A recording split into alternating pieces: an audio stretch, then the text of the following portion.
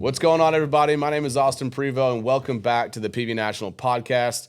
Got a really, really special guest here today.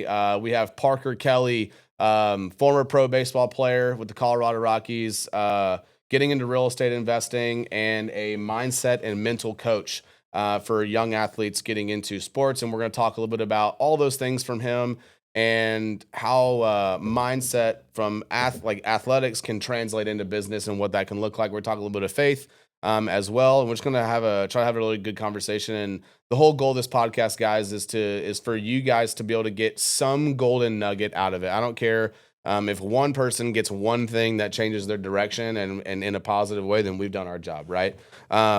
So, man, first of all, dude, thank you so much for being on, Parker. I know this is a little bit last minute. A little bit of backstory on me and Parker. We're neighbors at a it's kind of funny, like they're houses, but it's ran like an apartment complex. So we each have it's 2-bed, 2-bath, garage, the whole deal, but it's managed like an apartment. And we have met at the dog park actually. Just kind of had quick conversations here and there, and then eventually he became part of our networking group, and our relationships developed from there. So I always do this with every one of our guests is like, just tell me a little bit about your background, where you were born, where you came from, and then we'll transition kind of like into playing baseball. Because my guess is that growing up, you played a lot of like travel ball, would be my guess, right? Absolutely. So I'm sure that pretty much consumed all of your time as a young man, right?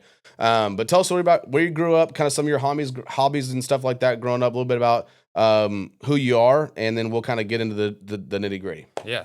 I appreciate you having me on, Austin. Yeah, absolutely. It's been a pleasure getting to know you too. And so I'm Parker Kelly. I grew up in Wichita Falls, Texas, a smaller city up north, on the border of Oklahoma and Texas, and then grew up there, born and raised. The whole family was there. And so, yeah, like you said, I just grew up with travel baseball being pretty much my whole life, right? Yeah. Like I just wrapped that around my whole life, and that was something that is every kid's little dream to go up and play professional baseball, and I was blessed to be able to get the chance to do that. And so, yeah, and I enjoy that. And when I'm not, I enjoy hunting. Anything between crane hunting, duck hunting, goose hunting, deer, elk, you name it, and I'm there. Yeah, I love it, dude. Yeah. That's awesome. So, growing up, did you have, because that travel ball thing can be, my fiance, she played D1 softball, and growing up, it was travel ball, right? I mean, they're going to Colorado, they're going everywhere.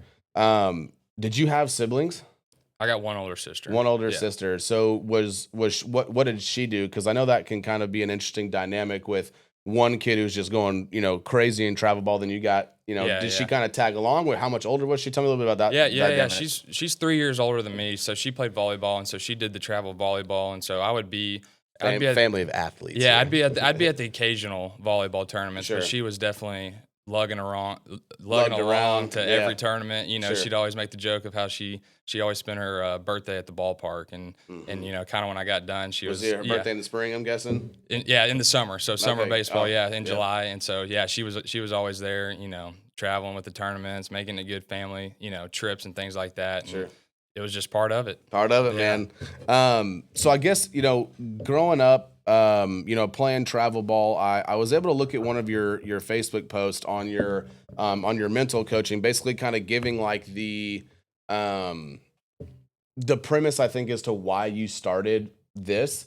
And correct me if I'm wrong. Basically, you had you had, my guess is that, and correct me if I'm wrong, in high school, because tell me about the transition from high school ball to getting to tech. Was there an in-between stage between getting from high school ball to tech, or did you go straight to Texas Tech to play baseball? Yeah, I mean, I can kind of explain how I got to where I got. And Yeah. as far as the transition, I went straight from high school to Texas Tech. Gotcha. But I like to put an emphasis on, I went to Texas Tech as a preferred walk-on. So I Sure. didn't receive an ounce of money. I didn't receive an ounce of scholarship money or anything like that to kind of set as a backbone, as a sense of like, okay, they want me. Yep. Like I'm here because they paid me, right? Right. So I never really had that reassurance. And so that went into college with the expectations of I have to play more. I have to kind of prove myself more in a sense. And so that kind of put a lot of mental expectations on myself of like, I have to do more. I have to perform. I have to get a hit. I have to do all these things to get the outcome when I really just needed to focus on myself. Yep. Right. And so that transition, like you go from high school and you're one of the best players on the team, right? Well, you Yep. get to college and every single one of them's the best player on the team, right? And so now Yep. everybody played shortstop. So now you're just meshing everybody together that was the best at their school. And now you're trying to find the best of that, right? And so it's a whole different ball game when Yep. I Just mean, completely level up you're an from 18-year-old kid. I mean, yeah, you're growing up compared to your high school kids, but I mean, you're going in now, I mean, playing with 23, 24-year-olds that have got, real strength and things like that. And yeah. you've got to go compete right You gotta, away. And and so as much as it's a that's team, what, yeah, as I mean, I'm guessing as much as baseball absolutely is a team sport. There's certainly competition within the team for the starting spot, right? absolutely. Yeah. Yeah, And baseball's a team sport, but I tell kids all the time, I'm like, it's a team sport, but it's also a selfish sport at the same time because yeah, everybody, and that's kind of the bad part of it is everybody's chasing their own dream. hmm And so, like, you've got to do what's best for you, right? And so, the best situation in baseball might be to lay down a bunt. Well, you want to kind of go hit because you're trying to make that next level, right? You go from, low A to high A to double A, and you're just trying to climb the ladder. And so, you're always yeah. climbing these ladders in baseball. And so, it is a little bit of a selfish game, but the more, you can put on emphasis on your teammates and trying to put that Just put it chemistry all together, together. Yeah. yeah, well, is definitely beneficial to everybody. Awesome. So yeah, that makes total sense. I mean that's got to be coming from Wichita Falls, it's not a massive place, right? Mhm. Like it's not like a like a McKinney or a Frisco or a Dallas where I could imagine like and it's a pretty safe spot to a certain Mhm. degree. Like a lot of the same people. It's not like it's not super rural, but it's got like that small town feel to it. So I can imagine the transition of like going to tech and you're competing at a high level with these guys. Um, you know, I want to hear from you kind of what was the mindset shift on going from, trying to, because I relate this to, because a lot of people like, hey, I'm gonna compare it to motocross really Mhm. quickly. Yeah, Okay, yeah. so like motocross is a sport where it is undoubtedly you have a team behind you, but like you're the only one lining up on that line. You're the only one that's sitting on the dirt bike. You're the only one that really has the control to win, Mhm. right? And whenever it comes to time to situations, it's like everyone says race your race. If you're trying to beat the next guy, that's never going to work, right? Mhm. You've got to race your own race. You've got to ride your own ride. You've got to stay within the limits of what you're capable of. Would you say that like that was, because whenever you're talking about when you're a young kid, you want to impress the coach, you want to impress your teammates, you want to Mhm. impress. What? Because I read on that post that like there was a mindset shift. Can you tell me kind of what that mindset shift was and how you started implementing that into kind of like your daily, weekly, or your disciplines when it comes to trying to perform on the field? Yeah. I'll tell you, yeah, kind of how it all worked, kind of my testimony and the whole thing was Sure.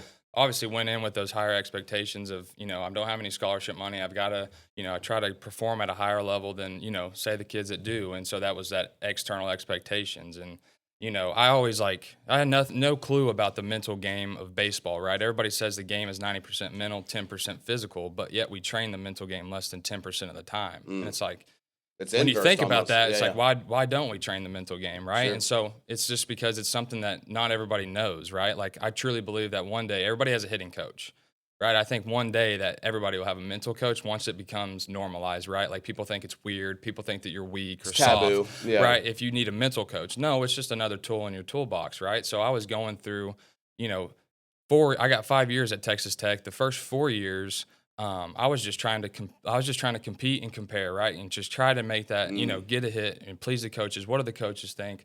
Like, what do the fans think? Right, Lubbock is homegrown, and so the fans care, Huge and baseball so it's like environment there. yeah, and so it's like the first 4 years. My freshman year went to Omaha, right? We went to the College World Series. My sophomore year, I transitioned to get stronger in the weight room, right? I was like, something has to change, or like I'm not going to be here any longer. And like Hmm. that's the point where it got, right? Like I was on the verge of getting cut.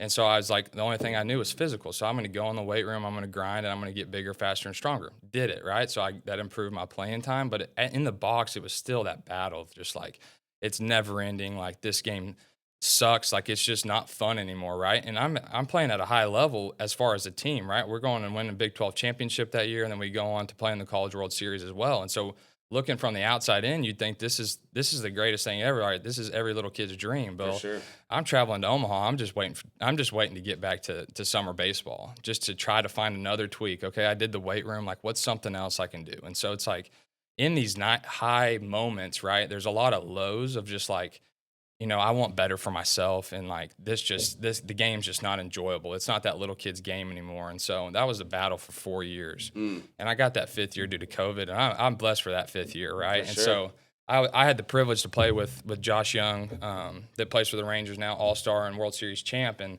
I got to watch him, right? And they say success leaves clues. And so I'm watching, I'm critiquing him, and I'm like, I'd pick his brain, and he always mentioned this guy named Brian Kane.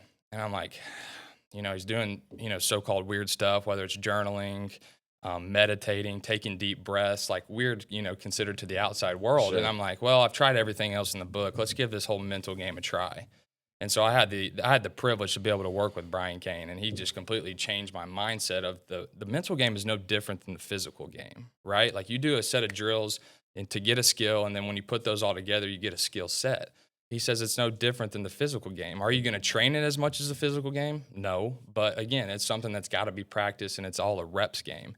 And so that just mindset shifted for me to allow me to do these drills Yeah. and to develop the skills I needed to, okay, when I put that external pressure up, I have to get a hit. No, let's revert it back to my process and what I can control versus what I cannot control. Amazing, dude. That's great. But, I like just the little nugget I got out of there was success leaves clues. So like, um, and I feel like that's where there's a lot of times where people they let ego get involved and they think they know everything, right? So it's Mhm. like, that's just a really good. I'm gonna take something away from that, Yeah. right? Like, look at the people who are either in your industry or that have fruit that you don't have yet. They're leaving clues somewhere. Just got to pay attention Yeah. to see what's going on. So I want to ask you a little bit about, it sounds like there's, you said you would, instead of saying I have to get a hit, you would revert back to some of those processes, I guess, those mental processes. Mhm.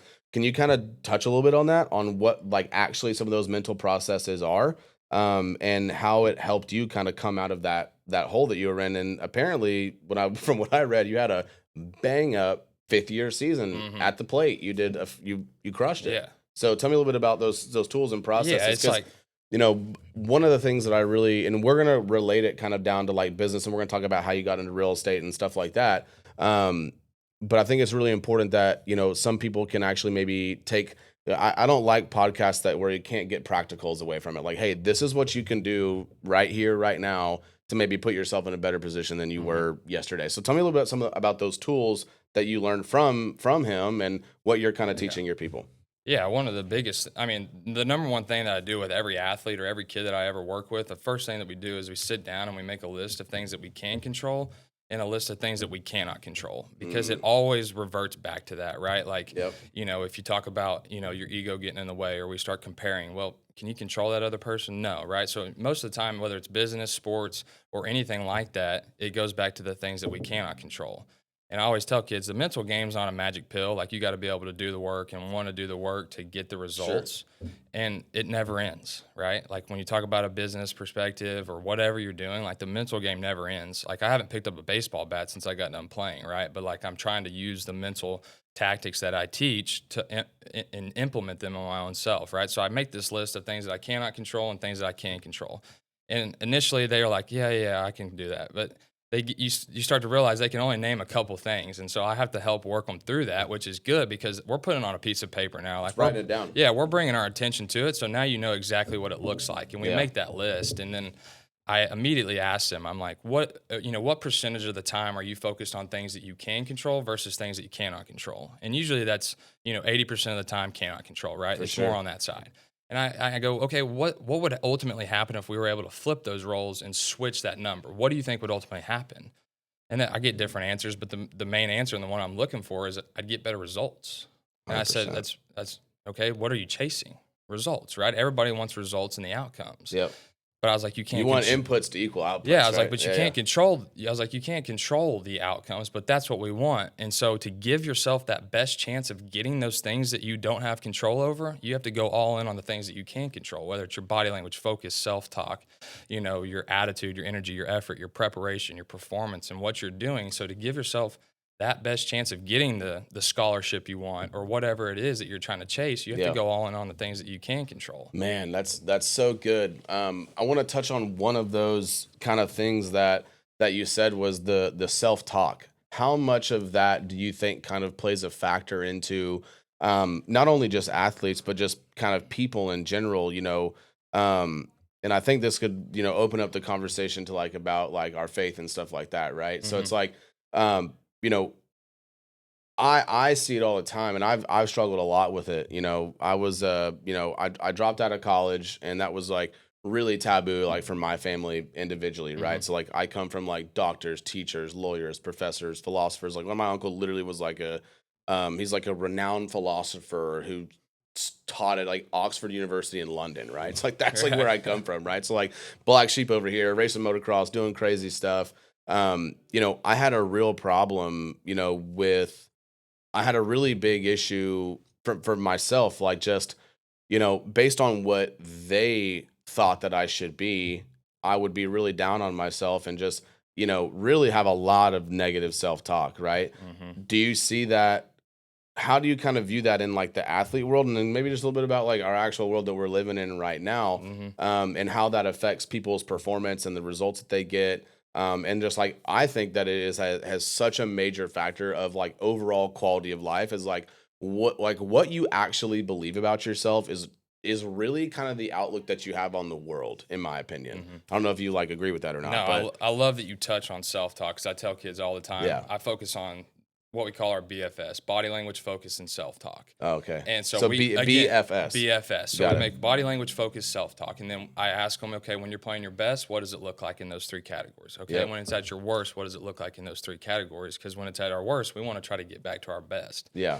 And I always tell kids, I said my main struggle in this was the self talk, and I put an emphasis on it every single time because Mhm. I think it is the hardest one to do, Yep. right? It is so easy for us to um, criminalize ourselves, tear down ourselves because that's just normal, right? It's not normal to say, "Wow, Parker, you're the best coach ever," or Yeah. "Austin, you have the best roofing company ever." Like you're a Yeah. good business leader. Like let's keep going. That's me. That's me. Yep. Like that is just not normal, and that's the world that we live in. But the quicker that we can tell ourselves what we actually know is true and we believe it, whether it is externally saying it or just internally saying it, Yeah. can totally shape who you are, right? Like Sure. the whole thing is, TBT, thoughts become things, right? And so what you're 100%. thinking, which is your self-talk, right, Yep. becomes the reality. And Yeah. so the more times that we can think these things, and it's easier said than done, right? But it And takes a so lot of it repetitions takes a and lot and of, practice. again, the Yeah. mental Same game is a thing, right? You're reps talking about game. reps It's game. a Yep. reps game. Everything is a reps game. Like the more that you do it, the better you're going to get at it. And so Sure. the more that you can,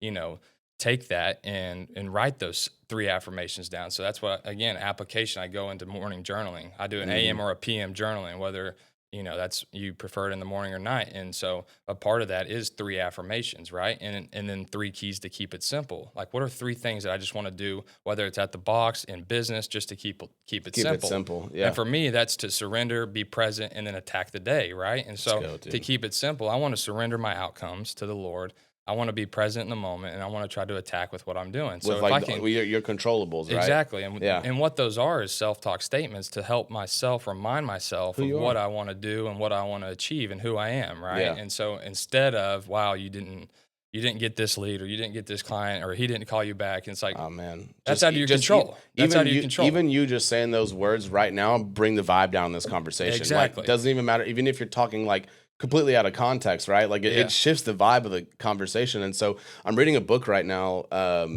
called Manifest, Seven Steps Living Your Best Life by Roxy Nafalsi. And I think the framework that you've laid is really similar because they talk about like one of the steps is like eliminating fear, self-doubt, and limiting beliefs about yourself. And that all comes from like having a routine and self-affirmations and just rewiring your brain. And my pastor was talking on Instagram the other day. He was saying that like we typically say 120 words out loud, and I don't remember like what the time frame was, but the comparison was like 120 words actually spoken, and then over 500 internal that you don't speak.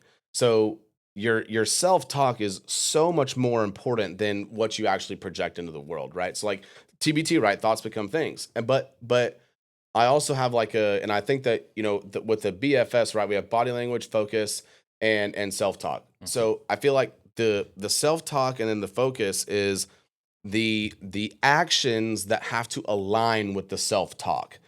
It can't just be singular self-talk, right? You can't like, and that's what people have a lot of, in my opinion, misconceptions about manifesting things in your life and all that good stuff. It's like manifesting is not just speaking something and then it becoming something. It's speaking something, having alignment in your actions with what you're speaking, and then the results come, Mhm. right? Yeah. So is that kind of the framework in which you try to teach is like, okay, hey, we've got our body, specific to athletes, right? We have body language, right? When you're on the field, what does that look like? Chest up, ready to go Mhm. versus this, right? Right. Like body language is, that kind of stuff. But no, man, I love what you're saying because the alignment of the actions has to match up with what you're saying. And Absolutely. that's where it starts to fire off. And like Mhm. what you said just now, like, I don't know if you guys felt it. I felt it immediately. Oh, I didn't get this lead, or I didn't get that. I didn't Mhm. get that. Like it is an immediate changer in a Mhm. conversation, especially with yourself. Yeah, it not only affects me, it affects you, it affects Yeah. everybody The around people you, that are especially around when you. you put in a business perspective of, Yep. you know, I always say you become the average of the 5 people that you hang around with most and the 5 people that you associate with most. And I always use the analogy of like, if I'm hanging around 5 people that like to drink a lot, alcoholics, right? And I'm hanging around with them and I'm trying not to drink, right? Yep. If I'm there with them every single day, what am I more than likely going to have the tendency to do, right? And it's to Fall have right that in. it's have that first beer or have that, Yep. and then continue down that trap. And so Yep.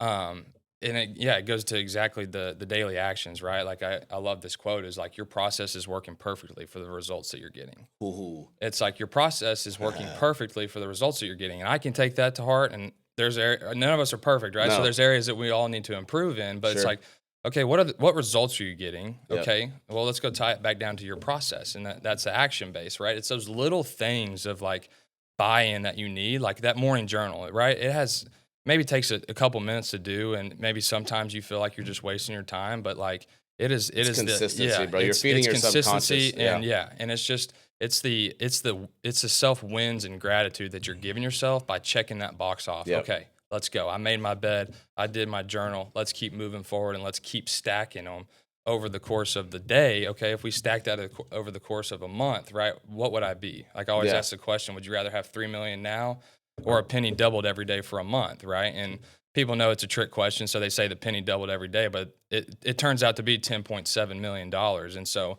that person that took the easy way out on that first day gets 3 million. Well, that guy that just stacked that penny every single day, doing the Mm. little things, ended up End having up the yeah. out So your ahead. process is working Yeah. perfectly for the results you're getting. And I think that that's a really great because, I've had to kind of come to the realization that, okay, we've built this business, we've got it to where we're at, and that's all great. And we've had a ton of growth. It's been a lot of fun. We've got employees, like the whole thing, right? But our 3-year goal is pretty aggressive. Hmm. Like it's like where we want to be at the end of 2028. It's an aggressive goal. But I think it really ties into what you're saying. Dude, I and the leaders of this company have to become somebody we've never been to get to where we've never gone. Hmm. And I think that like the quote of your process is perfect for the results that you're getting right now, Hmm. right? Um, you know, that particular concept is if you guys the audience and that offends you or if that kind of hits in the wrong spot, good. Mm. That is a good thing. And and if it's painful, good. Take that pain and make it something positive, right? So man, I really appreciate you kind of Yeah. breaking that down. That makes a ton of sense to me. And we are just we're I'm me personally, I'm really trying to find ways, kind of what you're talking about right now. I've really jumped into this journey of like every single morning without fail. Like I go in my garage gym, I stretch, I pray, give myself affirmations, tell myself in the mirror like 3 things I'm gonna do that day. I go read, I make myself a healthy breakfast, I shower, I get out the door, Hmm. like without fail. Yeah. And those are like the little wins I'm trying to stack just to start somewhere, right? Um, to try, and then just every morning just trying to rewire my brain a little bit about what I believe about myself, what I can accomplish, how I'm going to accomplish that, how I'm going to feel when that stuff gets accomplished, how I'm going to feel being the person that I'm trying to be, like a man of faith, someone who's a leader, someone who where people can come to, and that kind of whole thing, which I'm striving to be, right? So man, great stuff there. So tell me a little bit about um, you had your 5th year in COVID, went fantastic. You decided to go and try to play some pro ball. Tell us a little bit about kind of mentally, kind of a little bit about that journey, about, because I know you and I talked a little bit before, and we've had some conversations on this. Like, man, tough life. It's a rough, not life, just lifestyle, right? It's a tough lifestyle. You're traveling, you're playing tons of games. So to walk us through that journey quickly, and then I'd love to get into more of like some of the stuff that you're doing now and how you're applying some of this stuff into, your real estate investing, your real estate, as you just became a new agent a while ago. He closed on his first house this last week, so congratulations on that. Now that's a big step, and anyone who's trying to get into real estate, it's a big step in the right direction. That first deal always you'll remember, right? So walk us through a bit about minor leagues, how that went for you, and then ultimately, what made the jump from coming, because after minor leagues you went back to Wichita, right? You worked for we worked for your family's business for a little bit, then decided to move to Dallas. So tell us a little about that journey and how you got to Dallas. Yeah, so I mean, professional baseball was, that was the dream from the get-go, right? So we track it back to the beginning of this call, and it's, that was the whole goal, right? So it was great going into it, right? But like you said, it's a different lifestyle, and it's different, right? I mean, you've got to really love the game, and I did, right, at the time, and you just go into it, and it's a business, right? Like the more that you go up the ladder, it tends to become less of a kid's game, right? Yep. It's not that game that you played in the backyard anymore. You're getting paid for it, right? And some are getting paid more than others with, big signing bonuses and things like that. And so, yeah, I had the privilege to be able to go through that process and see what it was about, and continue to work the mental game, right? Like there'd be times I thought I had it figured out, and that's when, the game decides to humble you a little bit, and okay, now you got to get back to your process. And it's like, okay, let's get back to it and know, okay, what were we doing when we were successful? And so it was just a constant battle of that, like of trying to, again, I signed as an undrafted free agent, right? So I go to college as a preferred walk-on. I come in as an undrafted free agent, didn't sign for a lot of money. I feel the worth. I got to prove myself again, right? Yeah. But I had a better process now that I had trained it. And so that allowed me to go into and play low A in Fresno, California, then ended up getting moved up to high A at the end of that year, and then started the year back in high A the next year. And it just ended up not being for me anymore, right? Like I just, there was a time and a place of where I just I just needed to take a step back and like look at what it was providing in my life, and just in my wife's now life. And it was just, this isn't what I, had envisioned. Like I'm playing 2 of the 6 days of the week. I'm considered the old guy, being 24, playing with 18-year-olds, right? And I mean, I've got 6 years on them, and they're playing at a high level too, and I get it, right? But at some point you got to take a step back and be real with yourself, and it's like, okay, what's that telescope goal? Like, what do you really want? And I just, looked, and I was like, I just don't want it as bad as I did at that time. And so I was like, this isn't my identity. Like, this was something that my life consumed for a lot of the time, right? But pretty it's not. My whole life, right? So it's what I knew, and so it was not easy walking away from the game, and there was never going to be an easy time, right? Right. Even if they told me I wasn't good enough, and I didn't want that to happen. So I was like, this just isn't for me. This isn't that long telescope goal that I have for myself, for my family in the future. And so I decided to take a step back, and my wife and I, now we went to Wichita Falls for about a year and a half, and we just, that time we just didn't feel like that place was equipped for us at this point in our life. And so, sure, we had great opportunities there, and but we just really strive for community and a church home that really felt like home, of where we could not only better ourselves, but better ourselves in a body of other believers that are like-minded like us. And so, that transition's been great. Like, we've got a beautiful community group that we're able to share things and continue to grow in our faith. And so, obviously haven't been here that long, since, moved in September. And so we've dove into it, and we've enjoyed the journey down here getting into real estate. Amazing. So yeah, I mean, that's, that had to kind of be a little bit of, I can only imagine, bro. I mean, like, your life was baseball, like really at the end of the day. Like, I mean, I know, I mean, from my understanding, you've been strong in your faith for a long time. I'm guessing, Hmm. like pretty much. Is that kind of, were you raised that way? Yeah. Okay.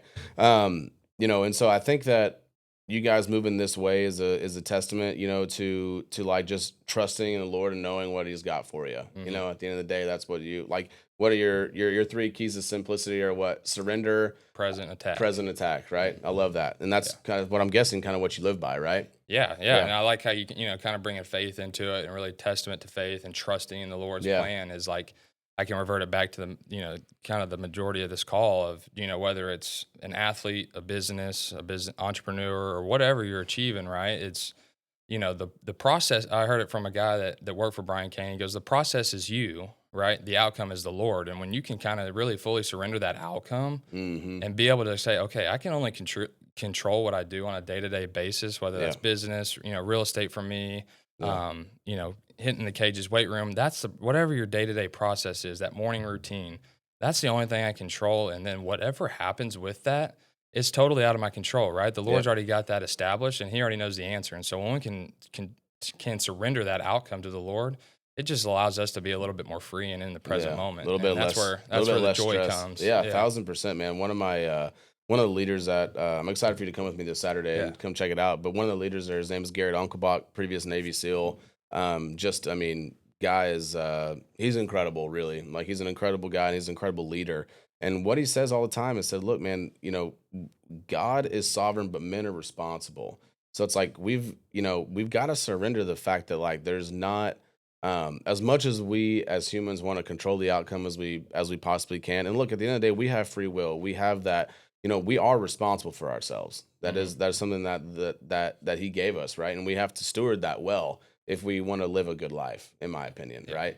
Um, so you guys moved to Dallas, and you got into real estate. What made you? Because I know that you had a pretty good setup in Wichita Falls. I know your father owns a business. What Mhm. what kind of business do they do?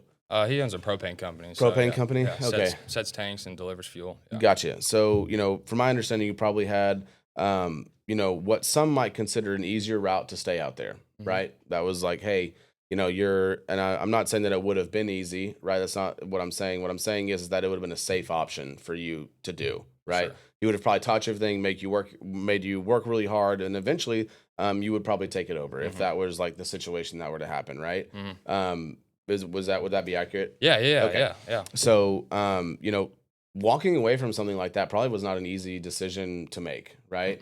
Mm-mm. And not only walking away from that, but going into something that is a 1099, 100% commission based career in real estate. So, tell me a little bit about what made you want to jump into real estate, and then some of the key things that, um, you know, from real estate, from like a career, like actual position, why was that attractive to you? And then how were you able to like make those decisions on a 1099 100% commission? Like what made you decide to make the jump?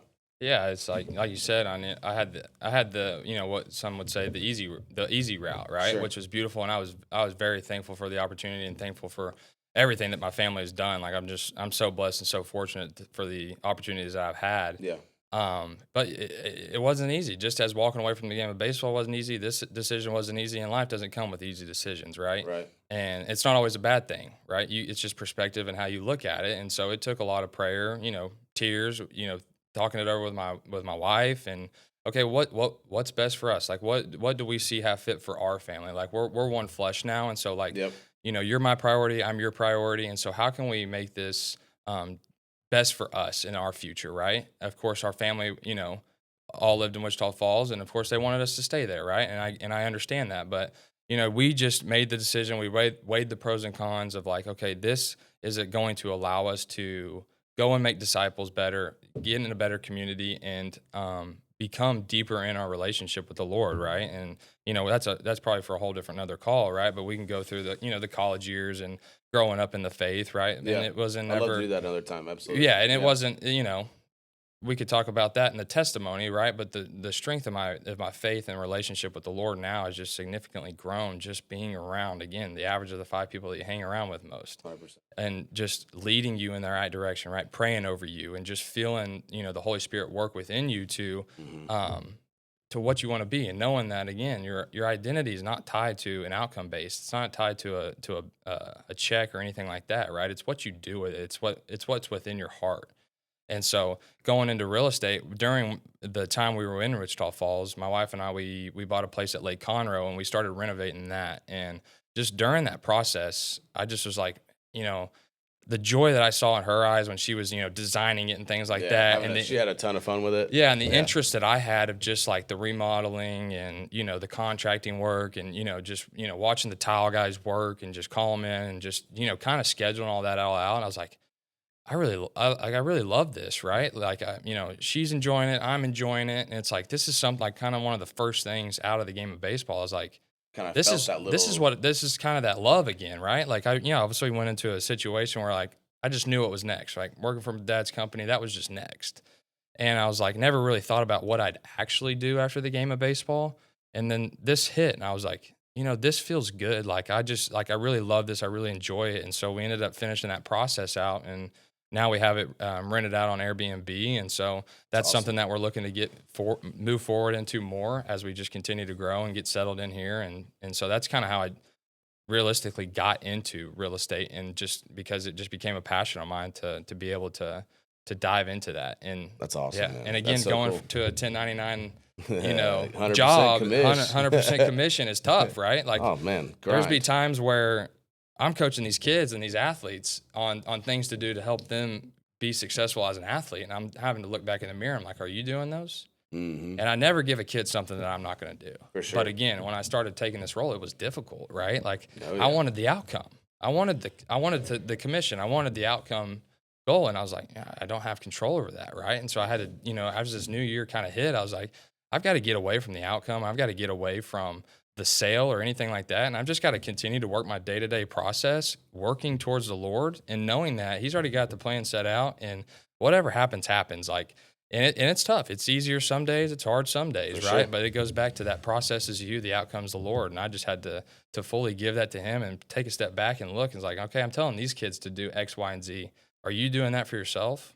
No, your self-talk's horrible. Like you're not journaling anymore. You're sleeping in. Like you're feeling sorry for yourself, right? And so I'm telling these one kid one thing, and then I'm doing right as and I was like, I can't have that anymore, right? It's not good for myself. It's not good for these kids, and it's not good for my business. And I've got to just buy into what I'm teaching, and so I always do that. I always if I tell a kid to journal or track his habits, I'm doing the same thing. Like we're keeping each other accountable, and this isn't just you do it and I'll sit back and watch. No, I'm in the fight with you and we're going to go through it together. Man, that's so awesome, man. And like DFW in Dallas, like, look, there's no questions, ifs, ands, or buts about it that the real estate market here is hot. There is, we've talked about this before. You decided to jump into our networking group, that it is a seat that is not readily available a lot, right?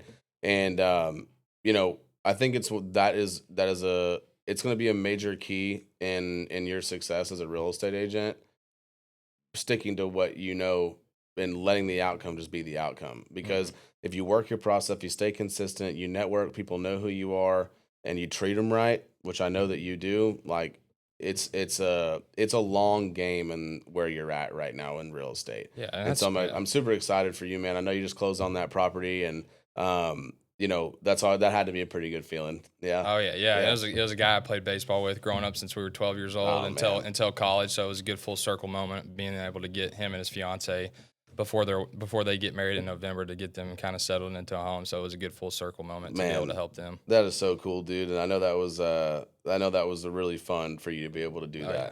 So tell me a little bit about kind of where your kind of goals are and where you're looking to be in 2026, and a little bit about, because I don't know the real estate world very well. Like, is this something where you're trying to be like a high producing agent? Are you wanting to be like get a team underneath you? Like, how does that work? I honestly, like, I'm coming from a pretty ignorant spot. So like, how does that work? Yeah, it's just what you want for your business. I think that I had to come to the realization that this is no different than, it seems like it's a set business, but you're building a business from the ground. Like it's no different than you starting this company and working it from the ground, right? It's tough at first, but once you just continue to stack that penny, stack that day, and just continue to see that growth, like you look back and you're like, okay, that was worth it, right? I Yep. learned this, I learned that. Like there was a lot of growth in that. And so, but in that moment, again, it's easier said than done, and it's easy to go to that negative self talk. But as far as goals, right, is trying to learn and be as competent as I can to be able to help other people in their journeys as whether it's relocating to Dallas, it's just finding that next home, first time home buyers or somebody that's maybe downsizing. And how can I provide them the most helpful information, The most value. most value, whether it's, the biggest commission check or the least commission check, like it Yep. doesn't matter. Like I wanted in my heart to be able to serve you the best. Yep. And again, whatever that outcome is, we surrender it and we're Just okay with it, we're right? okay with it, right? And so Yeah. that's really the 2026 goal is how can I learn and continue to grow, Yeah. while doing business, but again, stacking that penny every single day because Yeah. knowing that in 5 years I will be that top producing agent. Like you can just see it as okay, if I do the work consistently, I will see that result in the end. I heard a statistic of 70% of agents last year closed one deal or less. Yeah. And so you think it's this hot commodity of competition. Well, the only competition's yourself, right? Love that, dude. Comparison's the thief of all joy. When you start comparing, what you're doing to another agent in sales, like you're just robbing yourself and you're not doing yourself any good. You're not giving yourself a real opportunity to like stack those wins and Yep. really that self-talk Mhm. aspect that we talk about. Yeah, I actually just learned that. I was at the Tuesday walk-ons group, and the real estate agent in that chapter, yeah, they literally said 70% of real estate agents did one or zero transactions in Dallas Fort Worth in 2025. Yeah. Which is crazy to think about. Like, so from what I gather from that is that people, when you're deciding on who's gonna, whether they're gonna represent you buying a home, selling a home, whatever it may be, like get someone who's got some experience under their belt and who's truly on fire for the knowledge. And I think, 2026, man, like I love that that's a goal for you because, um, you know, if I were to go back 6 years ago, starting this business and be like, all right, I'm going to just learn everything I possibly can about it. And then that way you actually have the knowledge to present the value, right? We really came up with our product about midway through 2024. So almost 2 years ago that like we could actually get someone to sign a contract with us. Other than that, it was like we were just doing detach and resets, just trying to figure it out, right? And I think if we would have done a little bit more research into the market, if we would have really dove into like the industry, then I think maybe things would have been different. But look, obviously it happens the way that it is. So I commend you on that goal because I've got a lot of real estate friends who are agents and stuff like that, and the homeowners, like it is such and if especially for first time home buyers who've never been like through the process, it is lengthy. It is really nuanced, and you've got to have agents who know what they're doing. So I commend you for just that goal is a good goal, not to like, oh, I want to sell 40 houses this year. Right. No. I want to learn everything. Right. And I have those goals in Of the course back of you my do. head, right? Yeah, of Like course. I know what they are, but it's like, okay, how do I always talk about microscope, telescope goals, right? Like Yep. that telescope goal is that number that we're trying to achieve, but how can we work that back and we work it back to one day at a time, right? Yep. So that's gaining knowledge I'm a newer agent. So are you going to be able to, am I maybe as knowledgeable as somebody that's been in the business for 20 years? No, but I'm going to be fully transparent and honest. And I'm going to get you that answer one way or another. One way or another, baby. And so, yeah. That's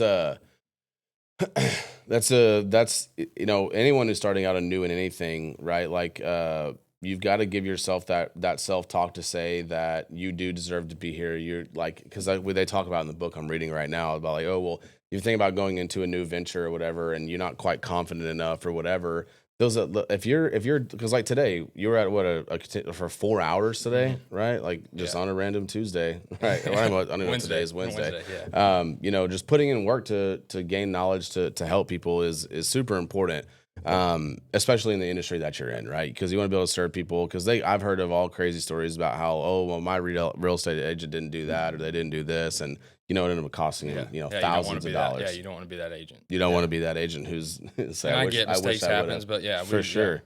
Next thing I want to jump into, man, is I want to talk a little bit about what are some of kind of like, I know we've spoken on it a little bit, but maybe there's something else we could touch on. Like, what are kind of like your And going into 2026, like, have you set some of like your non-negotiables? Like, what are some of like the non-negotiables that you've got going on in your life right now?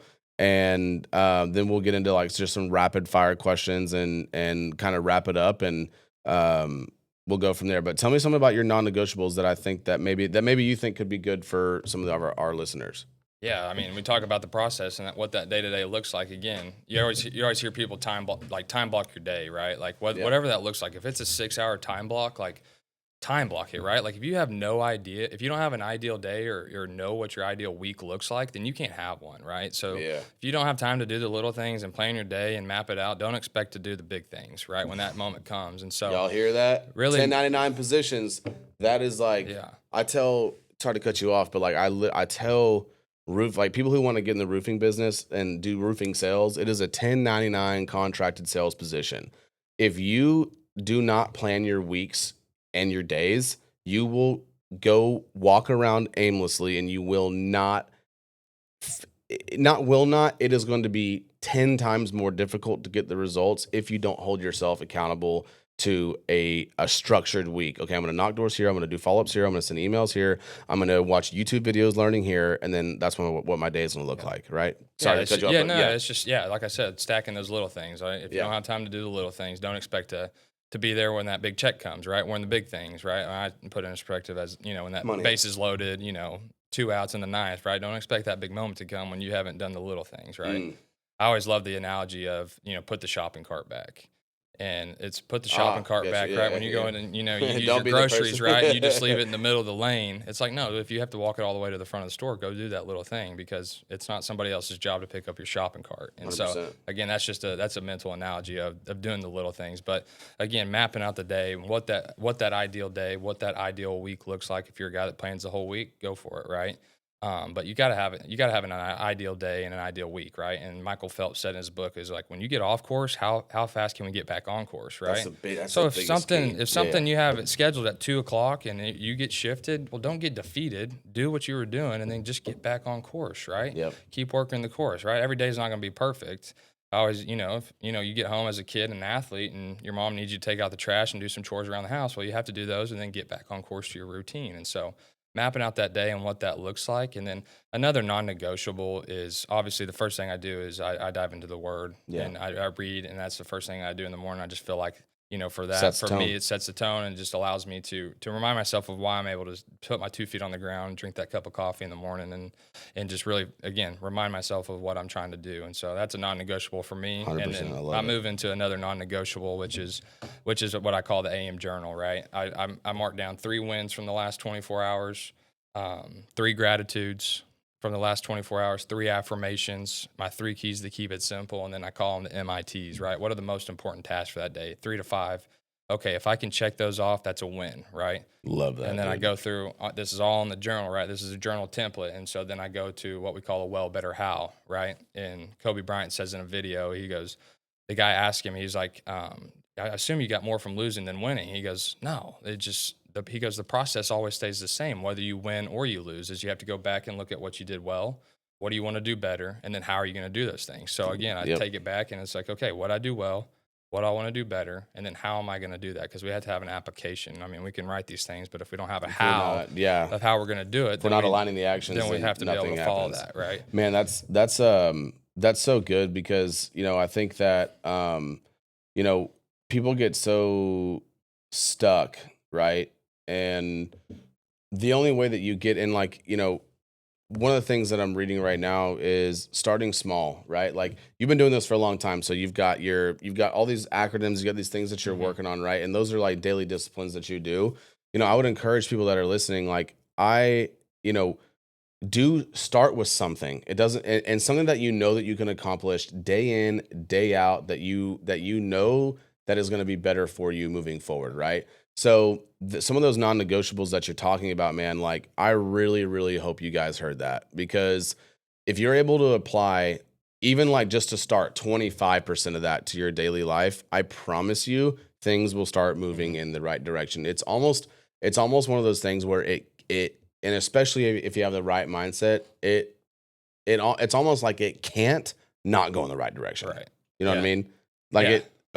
the journey may look like this, but overall it's going up, right? Yeah. And the biggest thing I always tell definitely kids, it's harder when, if you're married and you have a spouse and Right. sleeping in the same bed. But if you're just by yourself, make your bed, right? Like if everything else falls off the table that day and like literally nothing goes your way, well, you get to come home to a made bed like you did something well today. 100%. Right. Just and so click make something your off. bed, right? Like I that's the love it. biggest task that I have kids do. I love it, man. So let's talk about a little bit of rapid fire stuff. Okay. So I got one book. What is one book that helped you shape like how you operate? If you had to name it, because I know you Yeah. read. Yeah. Yeah. I actually just got into reading, so I mean, Awesome. I'm not don't have a big inventory of books, right? Right. But everybody loves the book Atomic Habits, So good. and I just read Grant Cardone's 10x rule, right? I mean, you're not going to resonate with everything in every single book, but like Right. the application and the meaning behind the 10x rule is like I have to be able to optimize each moment and thing that I'm doing to 10x my abilities, right? Because when we strive and we have those goals, we can then work ourselves to that, right? But those would be my two because again, I love Atomic Habits because it just goes back to It goes that process. right into kind of Like, what you're saying. Like, yeah, what does that day to day look like, and how can we just stack those up over the course of the day? I love the if you guys haven't read that book, like they talk about there's a lot of different really cool nuance like pieces of that book. But one of my favorite things that I took away from that was like actually structuring your days and like things around you to make your habits easier. Like if you like, for example, like if you wake up in the morning and you've got some like either like medicine that you've got to take, or you want to take your protein, or you want to do something along those lines. Well, the night before, set out the protein next to your water, and when I'll put it on your counter, so that way in the morning it's right there, and you don't really have much of an. Are you just going to ignore the stuff on your counter, right? And like the ability to like habit stack in that nature, I think is really really great. And that whole book just, it can really help people get unstuck, right? And I think that's a big problem nowadays. Like you said something earlier that the comparison is the thief of joy, and I think when you start to compare people, your innate personality, it might be, it doesn't have to be big or loud, but it can still be confident and strong. And once you start to compare yourself and like you just start to shrink. And some of these books that you're talking about, like especially like Atomic Habits, like it allows you to stack wins, which inevitably will allow you to come out and be a little bit more confident in what you're doing because you're clicking off things that that are going to serve you best in your life. Yep. So I love that. It sounds like this question here, you've answered it pretty well, but I'm going to go ahead and say it anyway. One tool or process that you never give up, and it sounds like the kind of like what you do in the mornings is something that's pretty solidified in your life. Yeah, I always put an emphasis on the AM and the PM routine, right? It's the reason we put such an emphasis on it is because it's the two most controllable times of the day. And we just talked about when you get off course, get back on course. Well, you have no excuse in the morning or when you go to bed, right? 100%. Yeah, you may have an event maybe that night that leads to a later bedtime, but like what you do going to bed, you can control. Whether it's the littlest things ever, whether it's, laying out your clothes the night before. So when you wake up, just like you said, like you're going, exactly what you're wearing, exactly the supplements, like you're taking those. Dialed in. Yeah. And so the emphasis of, okay, what am I doing when I wake up and what am I doing when I go to bed, right? Yep. And if you can't execute the PM routine, you obviously can't execute the AM routine because it's going to fall right behind. If you go to bed late, don't expect to do the AM routine. Man, I love that because like, having kind of like that fallback win that you allow yourself to have, like it on the days that are tough, on the days that are where there's just not a whole ton of motivation going on, falling back on those small daily wins and you stack those consistently, it can lead to better and better and better habits regardless, right? Oh man, I love this. So let's talk about real estate one more time. Tell me kind of, well, maybe no, let's not do that. Let's say where can people find you? Instagram, Facebook. Tell them how our audience, how they can find you, and if they're family members or them are looking for properties or looking to connect through social media. And Chris will link his like your socials and stuff in the description. Where can we find you, Parker? Yeah, I'm on Instagram and Facebook mainly, and a little bit on TikTok. But yeah, Parker Kelly is my handles and Instagram. Parker Kelly Realtor, something like that. Guys, he's got the blue check mark, and he didn't pay for it. Yeah. It's pretty Didn't pay sick. for it. Yeah. I used to be big time, but You used to be big time ball player. Yeah. Yeah, but and then obviously if mental coaching and things like that, I call it my business name is Your Mental Coach because I just Amazing. Your Mental Coach, and it's Parker Kelly, and I've got a website and I've got Instagram and Facebook for that as well. Amazing, man.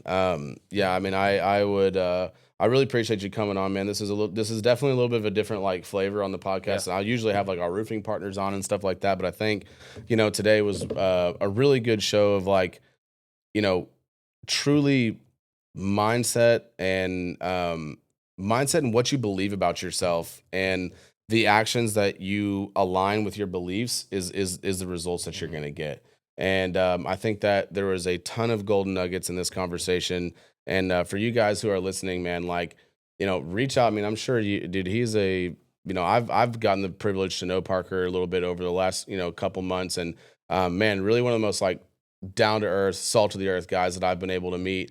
As I've gotten older, man, it's been really kind of tough to, I've kind of come from like an like unique situation. Like I grew up here in McKinney, and I've got a lot of buddies that are like that we've been boys since like second grade, and it's like we still stay friends. And so I don't really, like really allow like ton of new people into my life. And man, I just appreciate your friendship so far, and I think that there's a possibility that you and I, for in some way, shape, or form, we're meant to meet at Storybrooke. I honestly do believe that. Like, I think that our brains together could, I think we could really do some good in the world. And just this being kind of part of that, dude. Like, thank you so much for coming out, sharing your testimony, sharing your journey a little bit. And you guys, if you guys have anything on coaching or real estate, please give my boy Parker a shout. But that's it for this podcast episode. Parker, thanks so much for coming on, and we'll see you guys next time. Appreciate it. Let's go. Dang.